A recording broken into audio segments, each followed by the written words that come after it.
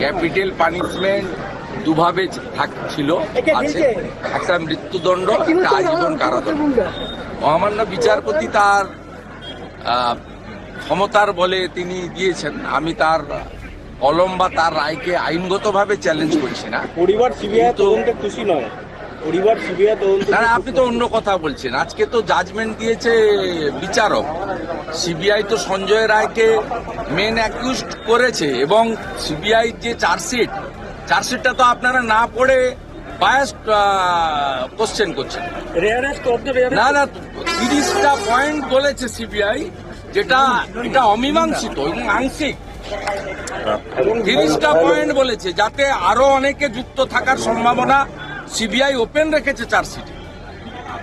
কিন্তু সিবিআইটা বিষয় নয়, বিষয়টা হচ্ছে বিচারপতির হাতে যে ক্ষমতা ছিল তাতে তিনি ক্যাপিটাল পানিশমেন্ট চার্জ ফ্রেম করেছিলেন শনিবার।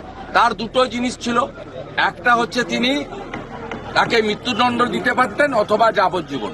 তিনি যাবজ্জীবন কারাদণ্ড দিয়েছেন, সেটা তার এখতিয়ার, আমি সেটা নিয়ে প্রশ্ন করছি না। আমি বলি সমাজ, জনগণ, পরিবার কেউ এই রায়ে খুশি নয়। আমি ব্যক্তিগতভাবে খুশি নয়। এই রকম যে এদের জীবজন্তুর সঙ্গে তুলনা করা মুশকিল, এসব লোককে